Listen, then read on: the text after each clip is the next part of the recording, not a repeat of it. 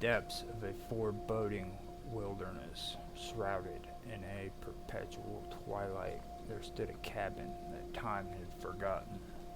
It was nestled amidst gnarled trees, their twisted branches clawing at the sky like the skeletal figures of some ancient god. The air was heavy with the scent of damp earth and decaying leaves, a blend that mingled with the distant echoes of a long forgotten harvest. This was not merely a structure of wooden nails, it was a monument to despair, a shrine to the sins of those who once sought refuge within its walls. The legend of the cabin had faded into obscurity, whispered among the few souls brave enough to traverse the winding trails of the surrounding forests. They spoke of its allure, the siren's call to the weary and the lost. It promised warmth and sustenance, a respite from the cruel hands of nature, yet beneath its seemingly inviting exterior laid a darkness that had claimed many, ensnaring them in a web of insatiable hunger and despair. The sun dipped below the horizon, casting long shadows that danced upon the forest floor. A chill crept through the trees, as if the very land exhaled a sigh of foreboding. It was on the eve of Thanksgiving that a group of friends seeking adventure had a break from their mundane and a break from their mundane lives stumbled upon the cabin. They were drawn to it, perhaps unwittingly, by a magnetic pull of curiosity. Among them was Clara, a vibrant spirit with laughter that echoed like the chime of distant bells. Her eyes sparkled with the mischief of the young and the reckless. Beside her was Marcus, the self-appointed leader of their little expedition, whose bravado masked an undercurrent of doubt. Then there was Lydia, quiet and introspective, forever lost in the pages of her books. And finally there was Ben, the ever optimistic jokester, whose antics kept the group's spirits high. As they approached the cabin, the air thickened with anticipation. The structure loomed before them, a grotesque caricature of warmth. Its windows, clouded with dust and grime, seemed to watch them with a knowing gaze. The door creaked open, as if inviting them into its dark embrace. Clara was the first to step inside, her heart pounding with a mix of excitement and trepidation. The interior was dimly lit. Shadows shifted like phantoms in the corners. A massive fireplace dominated on one wall, its hearth filled with ashes, long cold. The furniture, though worn and faded, hinted at a bygone era, a time when laughter had filled these walls, and the cabin had been a sanctuary rather than a prison. Clara brushed her fingers along the wooded table, feeling the grooves worn by time, and shivered at the thought of the stories it could tell. "Well, what do you think?" Marcus asked, breaking the oppressive silence. His voice echoed eerily in the stillness. "It's quaint," Lydia replied. Her gaze drifted to the ceiling, where cobwebs hung like forgotten dreams. "A bit too quiet, perhaps?" Ben chuckled. "Perfect for a Thanksgiving getaway. We'll have stories to tell for years." As they settled in, the group began to unpack their supplies. The scent of roasted turkey wafted through the cabin as Clara prepared their meal. Laughter filled the air, drowning out the encroaching darkness that lay just behind the window. Yet, as night fell, an unsettling tension began to weave its way into the revelry. "I think I heard something," Lydia said, her voice barely above a whisper. "Probably just a raccoon," Marcus scoffed, though he cast a weary glance at the window. The shadows outside loomed larger, twisting into shapes that danced on the edge of perception. Despite their attempts to shake off the unease, the atmosphere grew thick with an unshakable dread. The wind howled outside, rattling the shutters and causing the fire to flicker ominously. Clara served the turkey. Its succulent aroma filled the room, but the food sat heavily on their stomachs, as if tainted by some unseen force. "Let me make a toast," Ben suggested, raising his cup, "to friendship, adventure, and the best Thanksgiving ever." They echoed his sentiments, their voices mingling with the crackling of the fire. Yet even as they celebrated, the feeling that they were not alone grew stronger, an unseen presence watching from the shadows. As the evening wore on, Clara felt an overwhelming urge to explore the cabin further. She excused herself from the table and ventured into a back room.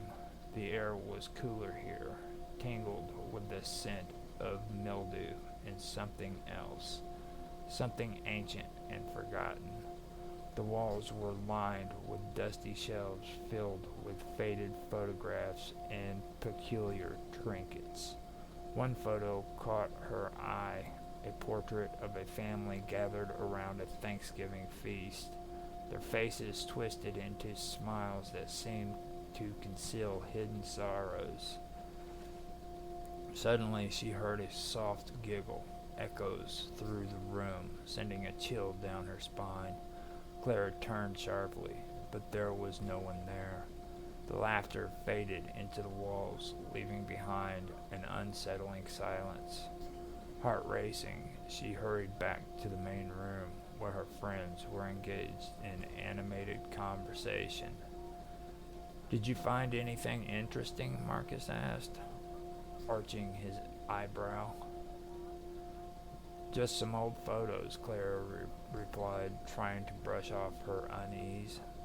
Yet she could not shake the feeling that something was wrong, that the cabin itself was alive, a sentient being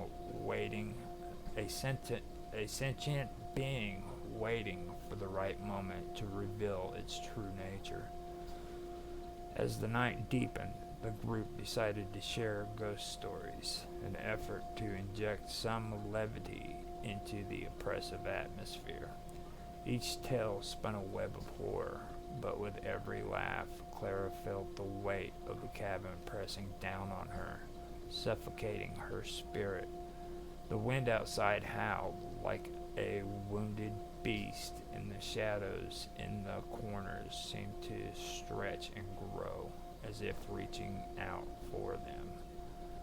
Then Lydia, with a faraway look in her eyes, began to recount a legend she had read about the legend of the spirit that roamed the earth during Thanksgiving, feasting on the souls of the unwary. It was said that those who dared to gather and celebrate would attract the attention of this insatiable entity, drawing it closer with their laughter and joy. "That is just a story," Marcus interjected, though his voice trembled slightly. "It's not real." "Is it?" Lydia countered, her gaze piercing. "What if the stories are rooted in truth? What if we are here to awaken something that has lain dormant for centuries?" As if in response to her words, the ground beneath them trembled ever so slightly, a shudder that rattled the very foundation of the cabin. The fire flickered violently, casting eerie shadows that danced upon the walls. Clara's heart raced, and she exchanged worried glances with her friends. "Let's go outside," Ben suggested, desperate to escape the oppressive atmosphere. "We can see if we can spot any wildlife or maybe even the stars." Reluctantly, the group stepped into the night, the cold air biting at their skin, the moon hanging high above, casting an ethereal glow upon the landscape. The forest loomed around them, a dark sea of trees whispering secrets in the wind. They stood in a loose circle, sharing nervous laughter, but Clara couldn't shake the feeling of being watched. As they ventured deeper into the woods, they found a clearing where the ground was littered with fallen leaves and the remnants of autumn. Clara knelt to examine the earth, her fingers brushing against something cold and hard, a bone, ancient and withered. Panic surged within her, and she quickly rose, heart pounding. "Guys, we should go back," she urged. "This place feels wrong." "Come on, don't be such a buzzkill," Marcus laughed, though his bravado wavered. Suddenly, a blood-curdling scream shattered the night. It was Lydia. The group turned to her, standing frozen, her face pale as a sheet. Clara rushed to her side, gripping her arm. "What is it?" Clara asked, her voice trembling. "Did you see it?" Lydia gasped, pointing into the darkness. "There was something there, something watching us." Marcus laughed nervously, trying to dismiss the tension. "It's just your imagination. Let's go to the cabin," and before he could finish, the shadow shifted, coalescing into a form that seemed to rise from the very earth itself. The group stood frozen in terror as the figure emerged, a grotesque amalgamation of limbs and eyes, a creature born of nightmares. Its skin was mottled and decayed, a representation of all that was lost and forgotten. "Run!" Kara screamed, breaking the spell that held them captive. They sprinted back towards the cabin, the sound of footsteps pounding against the ground echoing behind them, a relentless pursuit that sent terror surging through their veins. They burst through the cabin door, slamming it shut behind them. Breaths came in ragged gasps as they leaned against the door, the pounding outside growing louder. The very walls seemed to tremble, as if the cabin itself were aware of the terror that had come to claim them. "What was that thing?" Ben asked, his voice quivering. "I don't know," Lydia cried, tears streaming down her face, "but it's not safe here." The cabin trembled again, and the lights flickered ominously. In the dim glow, Clara could see the reflection of the glass, a pair of eyes watching them from the window, gleaming with a hunger that sent chills down her spine. "Get away from the window," Marcus shouted, but it was too late. The door shuddered violently as the creature pressed against it, and the walls groaned under the weight of its presence. They backed away, desperately searching for an escape route. The fireplace flickered, illuminating the room with a flickering glow that twisted the shadows into grotesque shapes. The air grew heavy with the rancid odor and stench of decay and despair. "Why did we come here?" Clara wailed, her voice laced with desperation.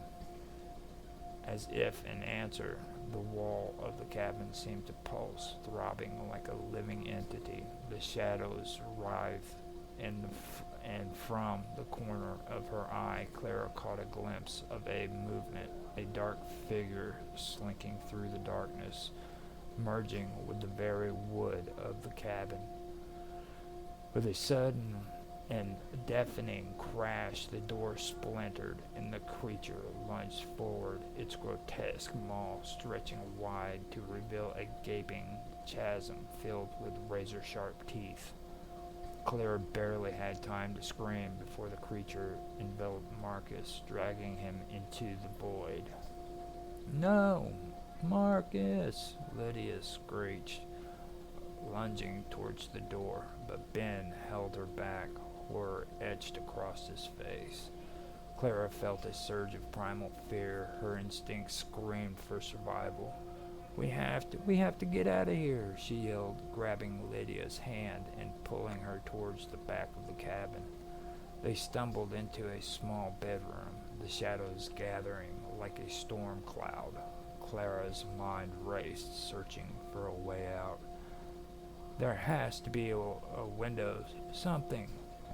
In the corner, a window was partially boarded up, but there was enough room for them to squeeze through. They hurried toward it, pushing aside the rotting boards as the sound of chaos erupted in the main room.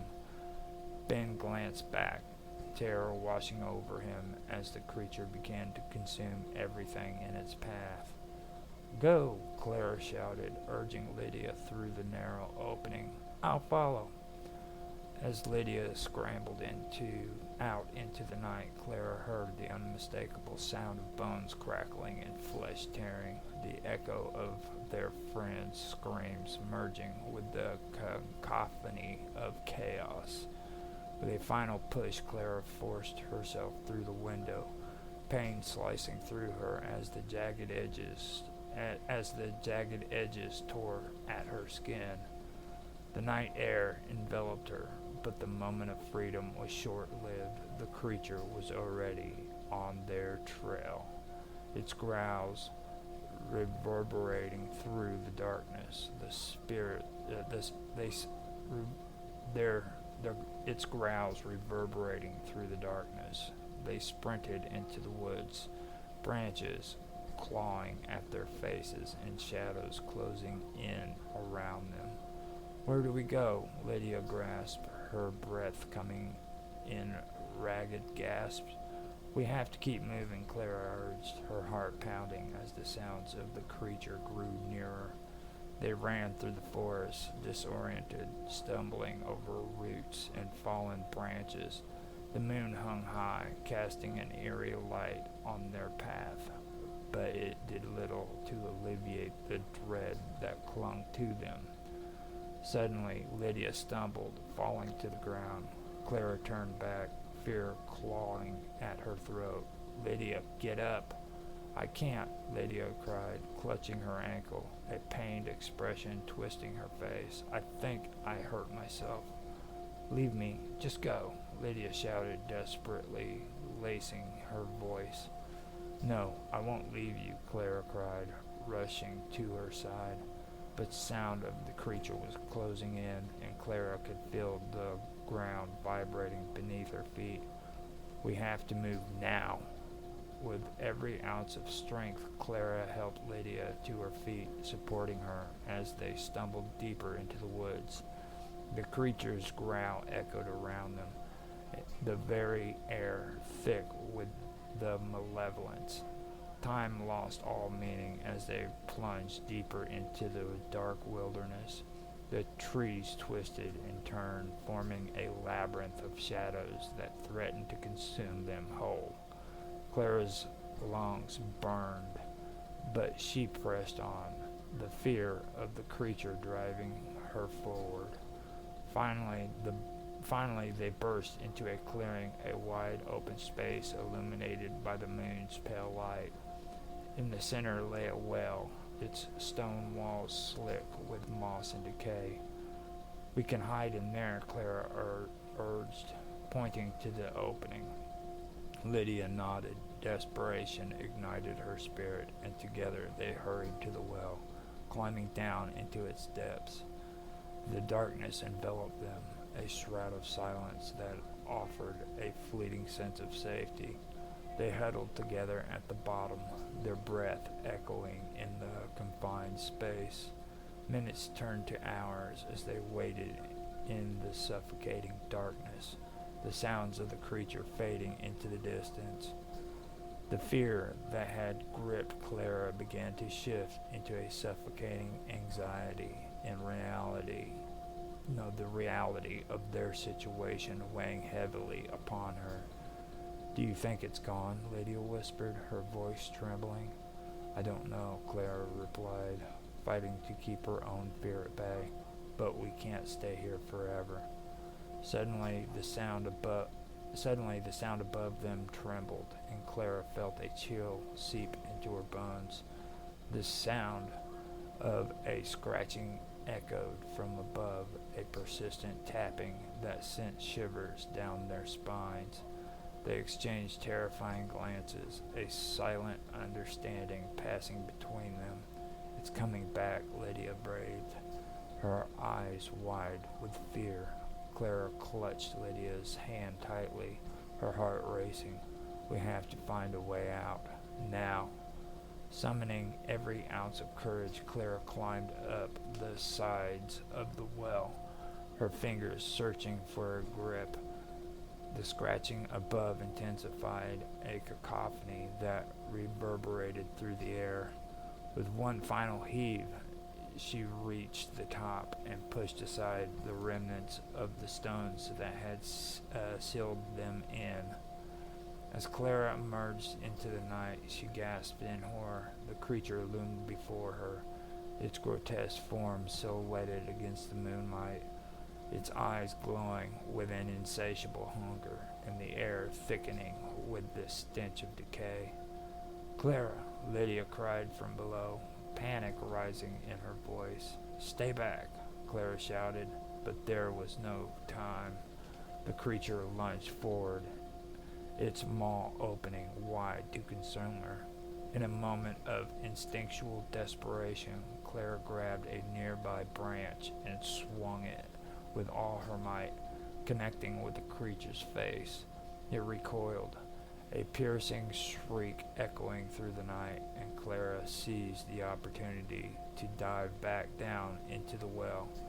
"Clara," Lydia cried, fear palpable in her voice. "We have to find another way out," Clara gasped breathlessly. They searched frantically in the darkness, but the walls offered no solace. The scratching above grew louder, a promise of inevitable doom, a promise of inevitable doom.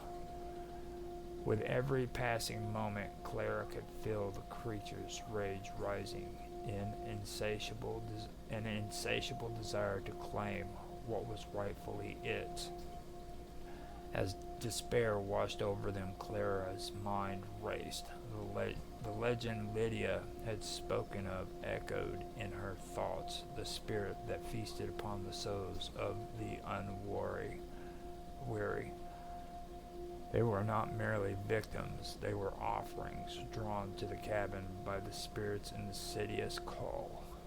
"We have to break the cycle," Clara shouted, her voice filled with newfound determination. Lydia nodded, her eyes glimmering with resolve. "But how?" "We have to confront it. We have to show it that we are not afraid." As if sensing their determination, the creature unleashed a howl of fury that reverberated through the earth. Clara stilled herself, grasping Lydia's hand tightly. "We need to face it together." Climbing back up, they emerged once more into the moonlit night, the creature waiting hungrily for them. Clara could feel the pulse of the earth beneath her feet, the very land resonating with the spirit's dark hunger. "Show yourself," Clara shouted, her voice ringing with defiance. "We are not your offerings." The creature paused, its grotesque figure twisted in confusion. Clara stepped forward, her heart racing, but she refused to back down.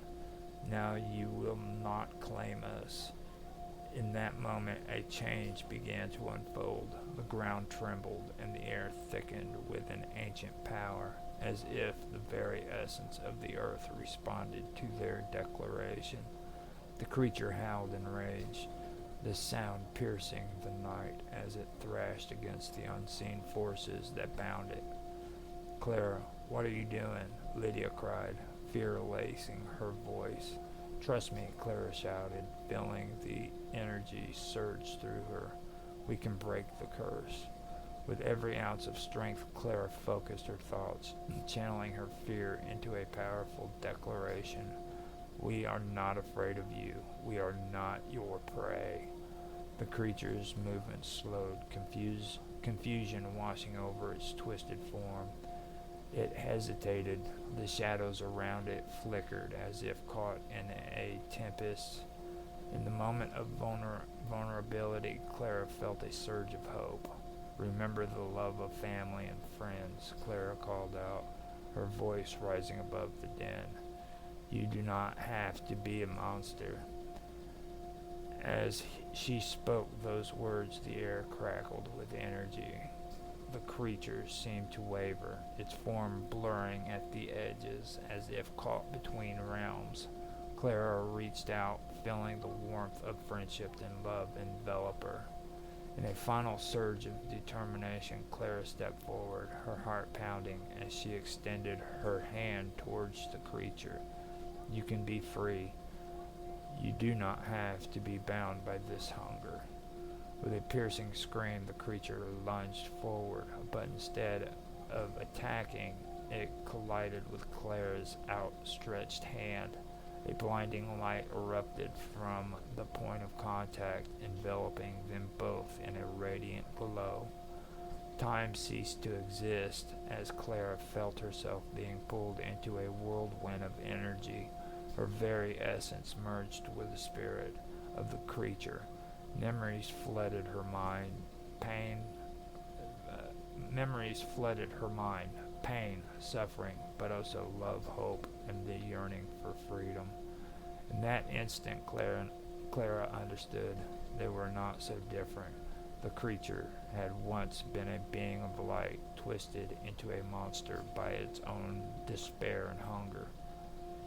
As the light enveloped her, Clara felt the chains of fear shatter, replaced by an overwhelming sense of compassion.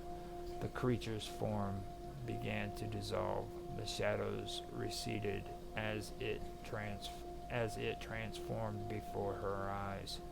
When the light faded, Clara found herself standing in the clearing, Lydia beside her, the creature nowhere to be seen. The air was still, and the sense of peace settled over the woods. "We did it," Lydia whispered, disbelief etched on her face. Clara nodded, a mixture of exhaustion and relief washing over her. They had broken the cycle, confronting not only the creature, but their own fears. As they turned to leave the clearing, Clara looked back at one last time, a soft smile spreading across her lips. The spirit of the woods whispering its gratitude, a gentle reminder that even in darkness there could be light.